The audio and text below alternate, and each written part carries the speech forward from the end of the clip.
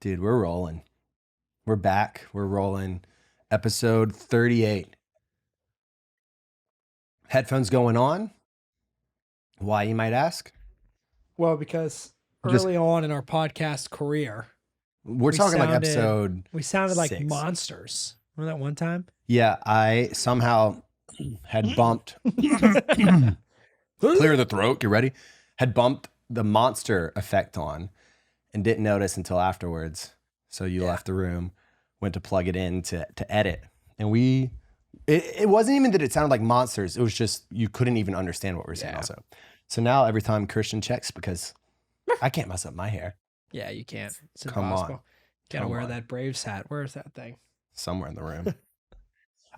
That makes me realize I always get a hat and I wear it out and I want to mix it up. But like even if I get 3 hats, almost always there's one that I love the way that it Is your fits. throat okay?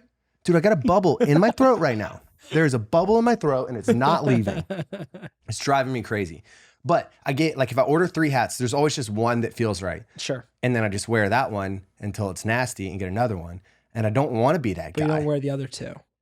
Or do you wear the other 2 hats? Sometimes it's just, I don't know. I just it's wear not it. your best. It's not my best. I find the one and I wear it out and then I'm like, why didn't I mix it up? And I'm tired of it because like, look at the thumbnails. It's like I'm going to be wearing one hat for 12 episodes in a row. You've worn that Braves hat a lot. And then the black hat before that. Yo, true. With the Yeah. little logo. Yeah. Is that a surf thing? Ruka. Yeah. Yeah. What I've noticed though is hats, even like the higher quality hats, they just go bad quick. Can we talk about that? I mean, what if you wore a shirt every day? Think about that though. That's a good point. Yeah. I do wear the hat Did golfing. that just solve everything for you? Yeah, I'm good. Yeah. You wear hat golfing. Yeah, and it's just like, You remember that sick, nasty hat I got you? That got me and it didn't fit. You see, it was one of the 3. where is it? I think I lost it. You lost it? I liked it though. No, you clearly didn't. I think I lost it though. I don't want to talk about this anymore. We'll talk about our lives. I don't really want to talk about this, but Ohtani, he ain't pitching next year.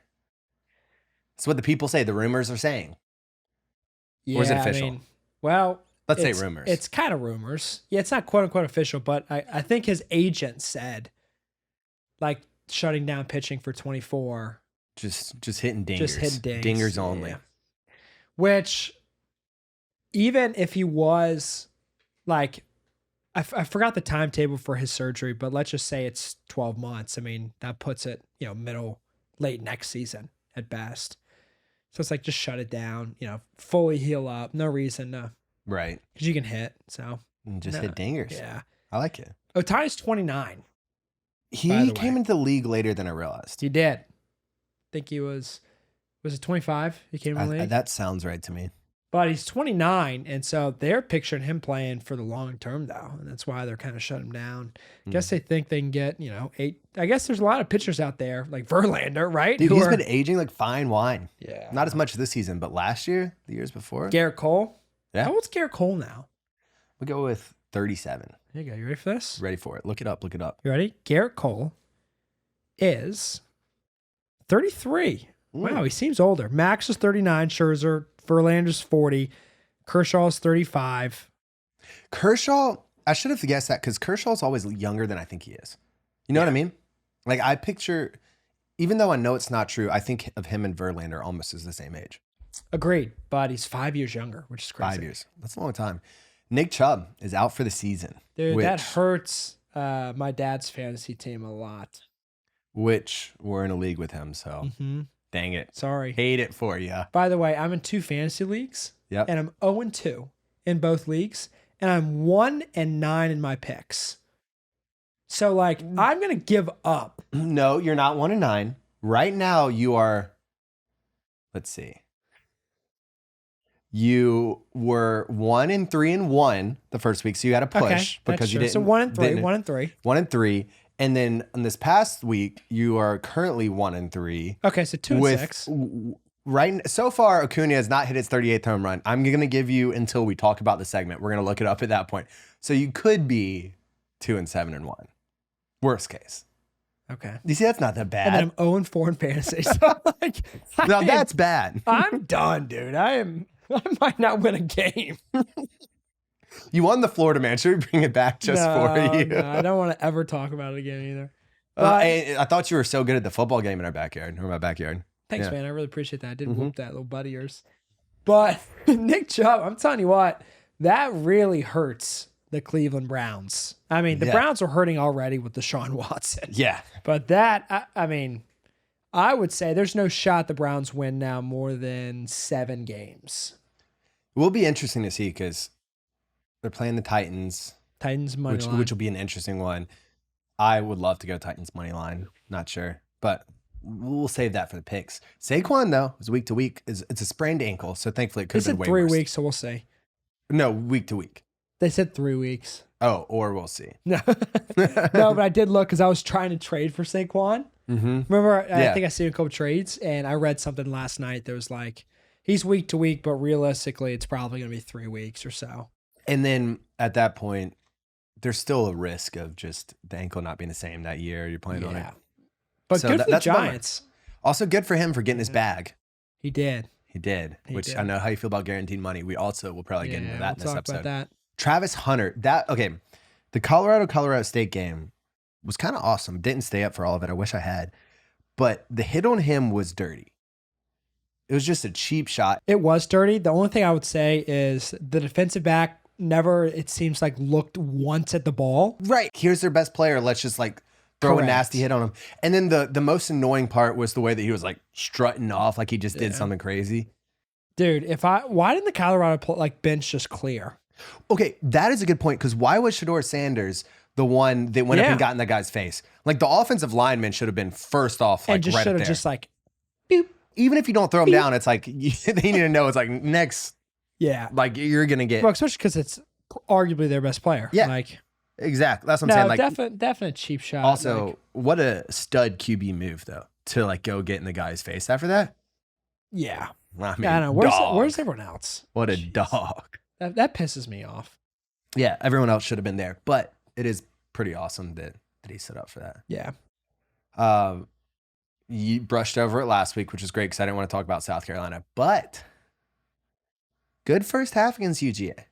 Obviously, second half, which kind of expected. But you said they were not going to cover the 27.5 point. Had a nice little 14-3 lead at half. That was pretty hot. Pretty hot. I just don't get how South Carolina holds Georgia to 3 points at half. That's what I was most impressed about. I actually thought our offense would be a little bit better. Obviously, it was tough having Juice Wells go out after the first drive. Like he scored the touchdown, and then because he'd had a foot injury, and then there's like a broken bone in his foot again. So I think apparently you can be back in a few weeks. But that killed our offense. So I thought our offense was going to be a little bit more dominant. But the fact that the defense stepped up the way it did was impressive. Yeah. And then like coming out of half, knew they were going to drive down and score. What really killed us is trying to return the kickoff, which we never, I get you're trying to make momentum, but like never should have returned that one. And then after we did, had a holding call on it on the return. And so we started on the 8-yard line after they just scored in the student section. It's like, that's a momentum. That's hard to come back from. That's tough. Well, I'm wrong again. I don't like this down mopey version of Christian. Both fans teams lost again this week, and I go, is it inevitable? No, it'll come back up. It'll come back up. And you'll be riding the high then. I'll be right. I'll be riding the high. Yeah. Especially when I go 5 for 5 on my picks this week. When I go 5 for 5, you're going to hear even it. 4-1. No, 5. 5 for 5. I'm going to throw these all in a parlay, put $1,000 on it, win the grand, or win the We're talking 1,000 pennies on it? No. 1,000 doll hairs. Oh, all the doll hairs? Yeah, I'm going to have to call my parents, but. Take a loan out. Well, talking about, never mind, that was about to be a stupid transition. I'm just going to say what it is. We got Iceman up. All right.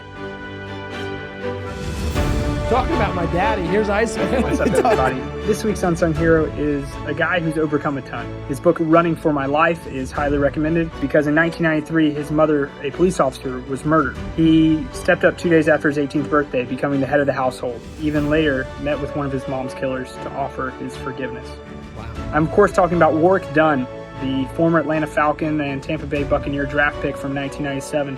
Is a guy who, when he retired, was 14th in rushing yards for the NFL, 3-time Pro Bowler, 2009 Bart Starr Award winner. But it's the 2004 Walter Payton Man of the Year Award that is truly what his legacy is going to be. Warwick Dunn in 1997 established his charity, and he began partnering with homes for the holidays. Along with Habitat for Humanity and other local partners, they help provide down payment assistance and furnishings to single parents and help them to become first-time homeowners. In 2006, one of these recipients was none other than Deshaun Watson's mother. And so you can see that the partnerships they have with these building communities and other residential communities is quite impactful. But it's the article that I saw this week that really caught my eye. You know, guys will do this and they'll say, hey, we bought a house for so-and-so, blah, blah, blah. But he went over the 200 house mark this past week. 217th house built. Went to a mother and her daughter in Baton Rouge, Louisiana. Absolutely incredible. So Warwick Dunn, man, absolutely off the charts, inspiring, motivating, and just deserves some more credit. He might be truly the epitome of an unsung hero, as he's not seeking any publicity or anything else out of this. And I just wish him all the best. His commentating career, if he goes into coaching, whatever it may be. Warwick Dunn, you're forever an unsung hero. Good stuff. I love Warwick Dunn. So I needed a feel-good vibes video for it. That's good, man. If you're just listening on audio, hopefully the music inspired you. Yeah. Hopefully it uplifted your soul. Uh-huh. If you're watching the video, yeah, hopefully that just sets your spirit soaring. High. Yeah. And restored hope in humanity. In fact, you kind of lit up. You were thinking about how you've been, 0-4 in fantasy.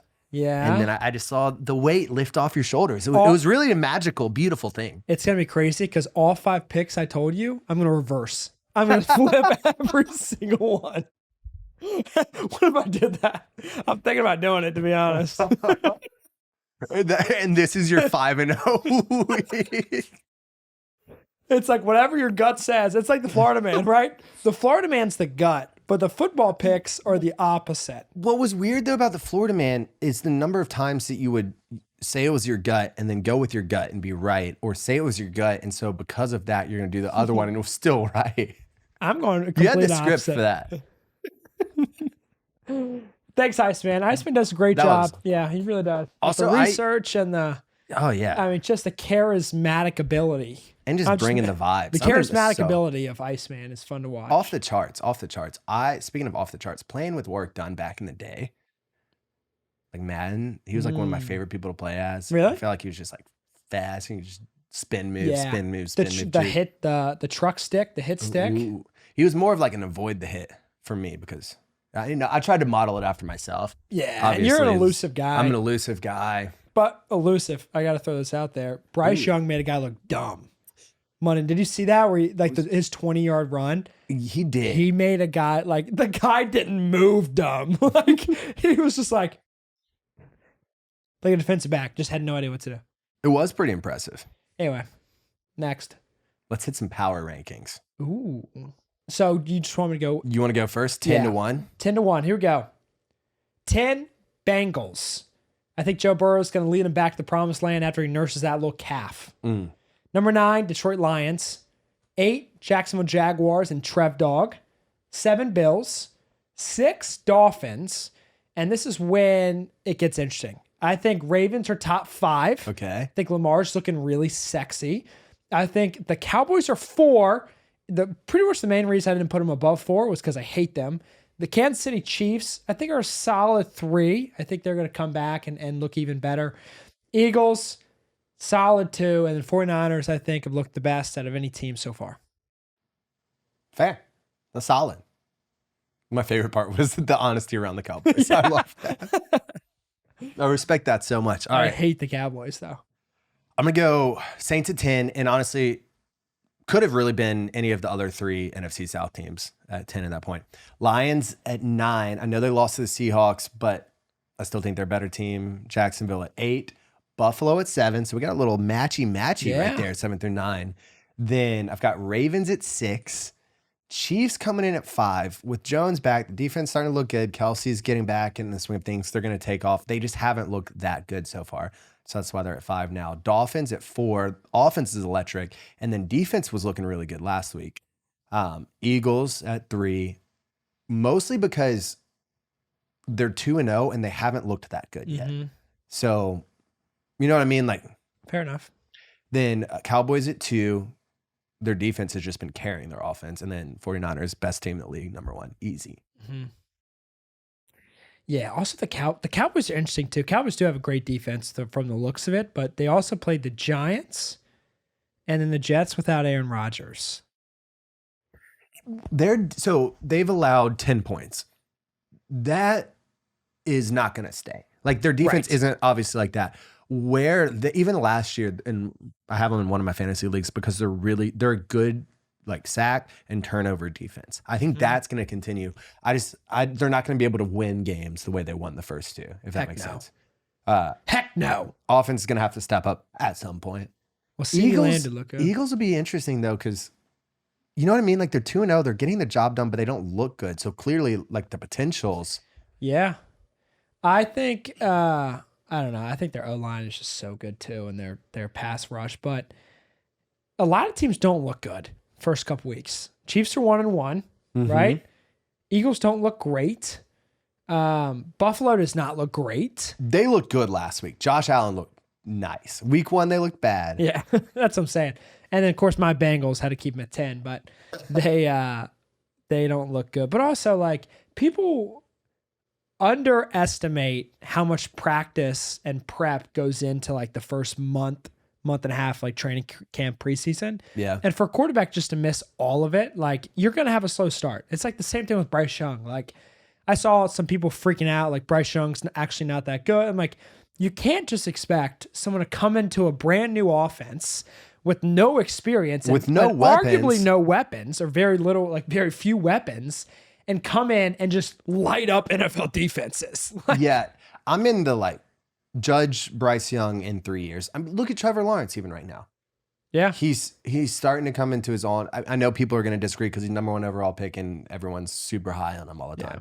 He didn't look good his first year. Well, he did make it to the playoffs last year though, which. Yeah. Classic example also of like Peyton Manning led the league in interceptions his rookie year. Like it's going to happen. I saw a stat where it's like Manning, Elway, and then 3 other number 1 draft picks all combined for 10 wins their rookie season combined, which is crazy. Well, I mean, think about it. Might have been 4 quarterbacks. They talk about the jump from college to the NFL is bigger than high school to college. You're not going to feel that any more than at the quarterback position because all of your reads are different. Like as a receiver, who was it who was saying Eli Manning? No, it was a receiver that was talking about. It was Devonta Smith. Okay, he was like, man, getting touchdowns in college was pretty easy, but it's so much harder in the NFL to do that. And it's like, yeah, that's the thing as a receiver. It's harder to get touchdowns. Corners are way better. Whereas in college, all of them were probably getting like a safety over top, and like best corner and still dusting people. Other than that, though, if you're an athletic, good receiver, it's probably going to translate. Yeah. A quarterback, though, all of your reads, like I said, are different. Like the way that what looks like a completely potentially open pass in the NFL closes quick. You're not going to have the same open passes that you had in college. You have to make throws different. Then, especially if you're an early draft pick, you either traded for it, like we did, we're already like lower, and you're losing weapons to do that, or you were already like you earned the number 1 pick by being a bad team. Correct. So when you think about the pieces that go into a rookie quarterback drafted in the top 5 coming in and being successful the first year, pretty much impossible. Very hard, very difficult. Unless, and this is why I keep coming back to it, like an Anthony Richardson begins to have a higher floor their rookie year because they can just like run the ball, get stuff done, like Cam Newton coming in. It's but like then he just got a concussion on his second game. Right, but that's what I'm saying. Like that's the only way that it really works to be more productive. But I like a lot of the things I'm seeing with Bryce Young. A lot of the things I don't, but good stuff too. Yeah, I agree. Should we just jump into overreactions then? Yes. You want one first? You got one? Well, I'll go first. Yeah, you go first. This is not sports related, but I think Travis Kelce is going to marry Taylor Swift. Dude, that is 100% sports related. What if they did? I'm telling you what, man. I feel something inside, and I don't know if it's my gut or I just have to use the bathroom. Maybe both. I'm telling you what, man. Travis Kelce seems like he has that swagger. The charisma? Right? The charismatic. Charismatic? To pull a T Swiftie. And I mean, T Swiftie, look, she's on top of the world. She don't need no man. She's also never dated an athlete, so maybe that's completely different. You know? Travis Kelce ain't need no woman. And so it's not codependent. Correct. But It's independent. Independently choosing each other. I'm telling you what, man. That's my. You heard it here first. Travis Kelce and Taylor. Actually, no. Travis Swift and Taylor Kelce. Yes. That's it. That's sexy. That is. I like that one. That's an overreaction that I'm actually going to buy into. One that I don't buy into is the Bengals aren't making the playoffs. I think they will make the playoffs, but they look. So you're saying. So I'm saying I'm overreacting off like the first two games and saying that they're not going to make the playoffs. Okay. But realistically, I'm saying no, they're going to come back. They started 0-2 last year, but they look like a bottom tier, bottom feeder team right now. So you just overreacted and then counter-reacted. Yeah, that's what's part of this. I don't like that. You can say that. You don't. See, that's why you stay in these picks. You're like, this could happen, and also this could happen, and no. What I'm saying is like. So your overreaction actually would be the Bengals make the playoffs. No, the overreaction doesn't have to be something that you like fully believe. You're just running away with an opinion based off of it. You know what I mean? Like, oh, that's stupid. You got to believe it. Well, I believe Travis Kelce. Well, that's what I said. I also believe Travis Kelce. Oh, sorry, no, so Travis Swift and Taylor Kelce. Bengals? Where are you sitting? I think they're going to be a playoff team. Okay, all right. That's enough of that. But it's more fun to say they're not going to make the playoffs. All right, number two. I want to do three, so I'm going to do two more. Okay. I'm going to say the Alabama dynasty is over. I said this briefly on a pod a couple weeks ago. You did? And they did lose next couple, or lost. It was last week, and then they lost. Yes.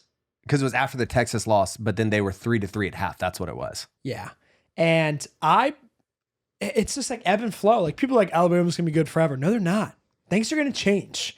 Things are going to Deion Sanders is going to coach a football team. Like, things are going to change. Alabama's been really good for so long. I forgot like how long they were a top 3 team for how many weeks, but like all good things come to an end. And I think Alabama, their dynasty has come to an end. I agree that I think their dynasty is coming to an end. I don't think that necessarily means they're not going to win a national championship in the next like 10 years, for instance. I 100% believe they won't. Make that my reaction. Alabama will not win a national championship in the next 10 years. But you know what I mean? Like, I agree the point that they're not going to be a lock-in for the playoffs every year, or really they're like a top 10 not make team. it this year. I can tell you that. But the flip side is so many teams can come up, and Alabama can just they're still going to get killer recruits. They can get the perfect next Bryce Young or like Jalen Hurts. Here's what I'm saying, though. No, I hear what you're saying. Alabama finishes outside the top 25 this year. Let's just say that, right? Something crazy. That's a hot take. They lose a couple, dude. They lose a couple more games. They're outside of it, right? You lose a couple more games. You're outside the top 25. All of a sudden, it's a different Alabama when you're going after recruits. Fair. So anyway, good. That's my second one. Watch out for the NFC South. Everyone was acting like the NFC South was bottom feeders. Yeah. Then we got Tampa Bay 2-0. Baker. Yeah. Saints 2-0. Derek Carr. Bijan 2-0. Falcons. I was trying to Riddler. flip it on you. You see what I did there? And then the Panthers 0-2. Only because they were playing other NFC South teams. Or the NFC South teams are 2-0 because they played the Panthers. Yeah. Again, we were clearly thinking about this different because I'm not necessarily saying that I believe it. These are just more fun things to buy into. Yeah. So 3 for me. Russell Wilson's done. He's 34 years old. He's had a good career, right? He's done. I don't like that one. Like reports are already coming out that Sean Payton's really frustrated with Russell Wilson. He's 0-2. Didn't look great against the Commanders. He's looked great in the first half of every game. He's looked bad in the second half of every game. Okay, that's fair. But the second half is what counts, baby. It's like the final score is what counts. It's like the Damian Lillard Gatorade commercial. It's like, are you going to have the fuel in you to finish strong? Right? Fair. Okay. Life's a lemon. And it gives you lemonade. It ain't about how hard you hit. It's about the how box hard of chocolates. You can get hit and keep moving forward. How much you can take. So I'm going to do a quick 3B though, to piggyback off a quarterback situation. Bryce Young is the answer. I don't know if he's the answer for Carolina because Carolina just straight sucks. Right? And maybe if they keep... Because David Tepper straight sucks. And maybe if they keep, if they keep building, like potentially for Carolina, but I like Bryce Young's decision-making skills. Mm-hmm. Like, people are definitely overreacting in the wrong way. He's made some really good throws. He's made some really good decisions. Obviously, a couple bad ones. Look at you being a balanced person here. But still, I think he is the answer. Look, I think he's going to be a really good QB. Let me be proud of you right now. I'm trying to be proud of you for your balanced perspective. What balanced perspective? Hypothetically, someone besides me could have assumed that you were also going to be in the overreaction category. Again, not me. Someone else could have. What do you mean the overreact? You overreact to everything. That's true. I do overreact to a lot of Didn't things. you say, quote, when he was drafted number 1? I mean, if it works out, I love it. If he doesn't, I'll hate them forever. Yes. And I don't think it is. It's going to work out for the Panthers, but it'll work out for somebody. Like Baker style. Dude. Baker's he just found a home in Tampa. He just wanted to get to Florida all along. Yeah. All right. What's your last one? Last one, Justin Fields is not the answer. Ooh, I kind of like that. This is one that I'm kind of buying into, actually. Mm-hmm. He has not looked good. No, he's looked bad. They're trying to build around him, and still he looks not good. DJ Moore too. He has like glimpses of less bad, but all in all bad. That's mine. That's probably the one that I believe the most of all of mine. But Okay. I'll probably only believe it like 70%. Okay. Got to quantify it for everyone. Yeah, out that's there. fair. That's fair. All right. Hot topic for you. Patty Mahomes' deal. So they restructured it. So he's getting 210.6. Where I was looking at that, I'm like, let's leave it off as like the decimal place, like 60 cents. No, that's $600,000. Yeah. Because he's getting $210.6 million over the next 4 seasons from 2023 to 26. Wow. All of it's guaranteed. Should we go there? Holy smokes. Why do you hate guaranteed so much? You're on the billionaire owner side? So, yes. No, but I identify as a here's billionaire. what I hate, man. It's like pay them what they're worth now, right? So if you want to give more guaranteed money, like upfront, like for year 1, for example, great. But like and this is a little bit different because it's only 4 years. So like I can more understand guaranteed over a short period of time, but it's like the 8-year contracts that are like 80% guaranteed. I'm like, well, but like think about it from the player side. One, every other league is guaranteed money. which is, I mean, it's not, it's kind of homo. No, because it makes complete sense because it's like, for a player, the owners have all upside in everything before. It's like if a player outperforms their contract, they owe them nothing else. There's no more incentives. If a player gets hurt playing for that team, making you money, their career's done and they can't do anything about it. Like, you know what I mean? Like, plus NFL contracts have been infamous for just being smoke and mirrors. So it's like you see one that's like 10 years, let's say $200 million. Realistically, there's like 110 for the first like 8 years or whatever. And then there's 40 each of the last years. And most of the time they cut it because of like cap or because they're like not performing well. Right. And you know what I mean? So it's just like, if they can get out of the contract, I mean, I get what you're saying, but also. But it's like, can you imagine like investing, let's take Mahomes out of it. Let's just say you invest a lot of money for a running back or wide receiver, another offensive weapon. You're paying him $25 million a year, right? And like you're paying him $25 million a year for 6 years, and then he gets hurt in year 1. And he's never the same, like never the same player, which happens in the NFL. Right, but that's like the time. Yeah, but take it to the real world. If I'm pretend I'm working for the Bengals, I can quit my job and go somewhere else and make more money if I'm like doing well. Right. If I am Patrick Mahomes and I'm locked into a 10-year contract, 8-year contract, I can be top of my game. I can't go anywhere and do anything. You know what I mean? That's where I feel like the guaranteed money is the equalizer coming in. Because they have to stay? Because there's no upside for me then. If you decide, if I get hurt, I'm out. If you get a replacement, I'm out. If you're trying to free up cap space, I'm out. But you can't just not pay guaranteed money. Right. That's what I'm saying. Like, that's why guaranteed money is coming in. It's like when it's not guaranteed money, all the power is solely in the owners. And like, I forget what it was last year. I think it was like 300 million from the NFL's revenue share. And then they get 60% of home ticket sales. Like, they're fine. These players are bringing in all the money for them. Yes, 100%. I'm just saying, if I have to pay $400 to go to a Panthers game, I'm gonna be pissed off. Well, that's the point. It's like you shouldn't have to. They're making more than enough. The owners. No, gosh, this economy. Even low market. It reminds me of the Richmond North of Richmond song, but it's rich league, rich people west of the Eastern Hemisphere. So I have no idea the words you're saying. No idea. But I'm in favor. I'm in favor of it.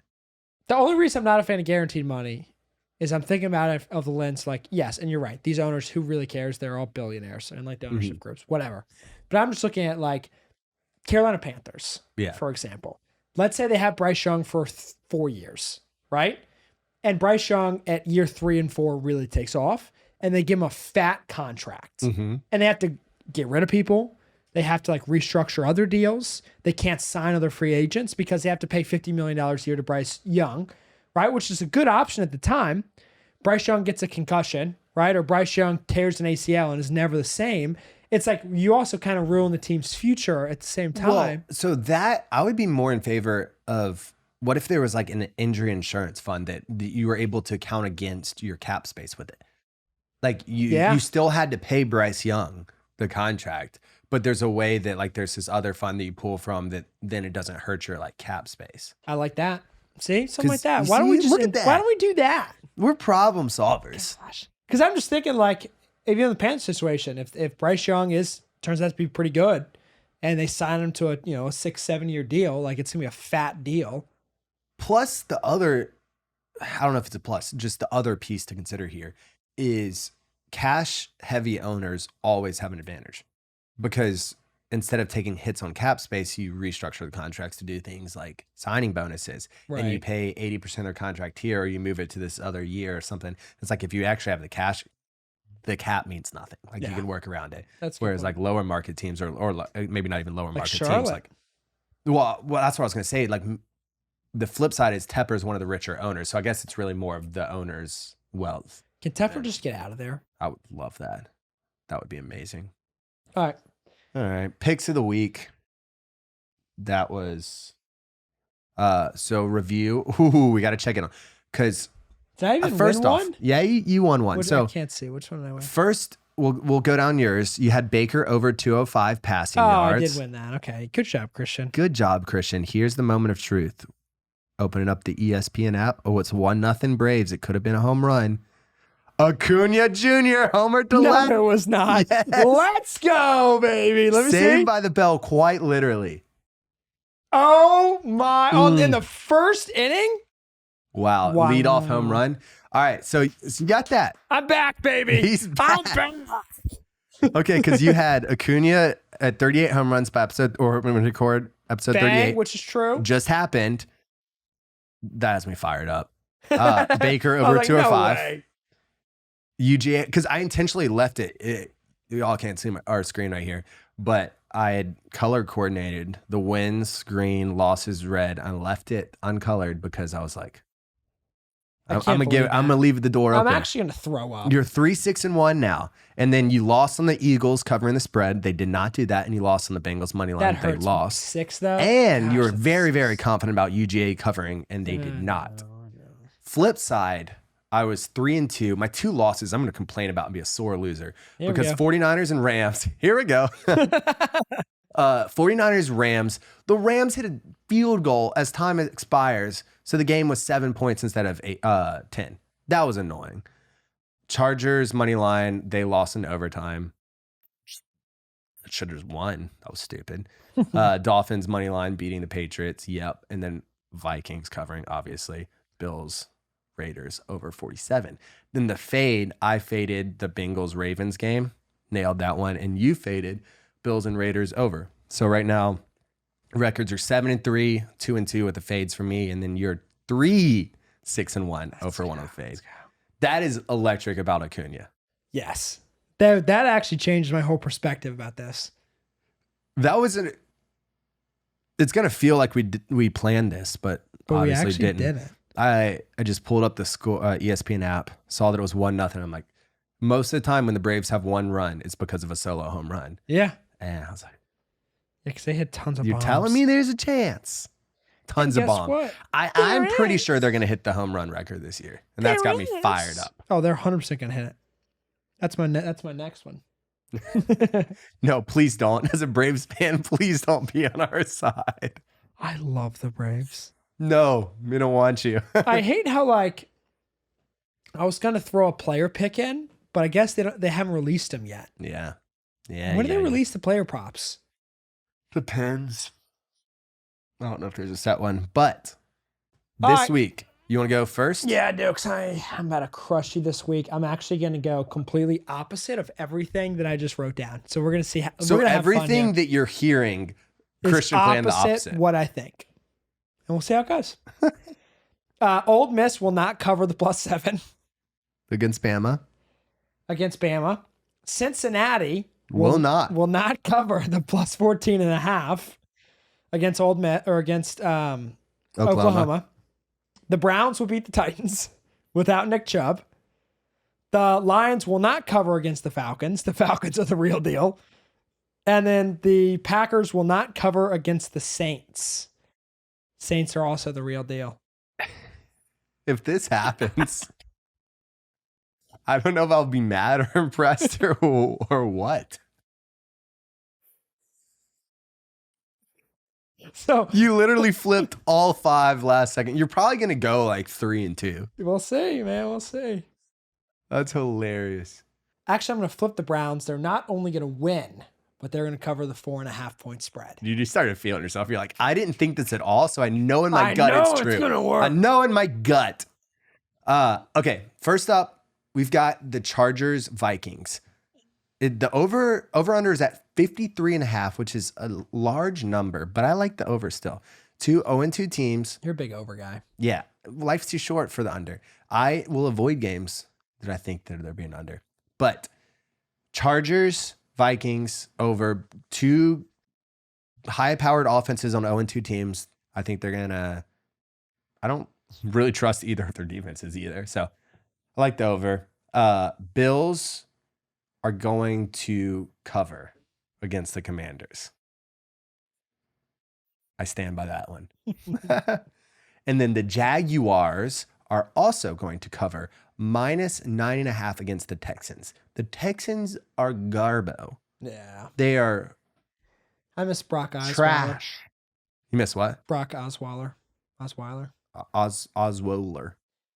Oscar Mayer Wieners. Also, the Jaguars not having any offense show up against the Chiefs, people were acting like that's a major red flag from them. I'm like, no, they're just going to bounce back and score a lot, I think, personally. Oh, I like that. So I like that one for them. Then the Broncos, Dolphins, you see, I was just looking for games I could do the over because I'm going to take the 48.5 over. You love the Dolphins over. Oh, yeah. They're such a fun offense to watch. Like, if there's any offense I'm like, score quick, it's going to be literally, they're the fastest team. They're going to score quick. Again, Broncos, they've been a good first half team both games this year. So I think the problem with the Dolphins is they score really quickly and then go up by a lot. And then they try to run the ball and then they don't even really know what's happening. So if the Broncos are scoring in the first half, then the over's a lock. And then FSU is going to cover against Clem. Sucks. Yeah, 2.5. If they don't cover the 2.5 point. I'm not going to watch college football the rest of the year. That's aggressive, but I kind of stand by it.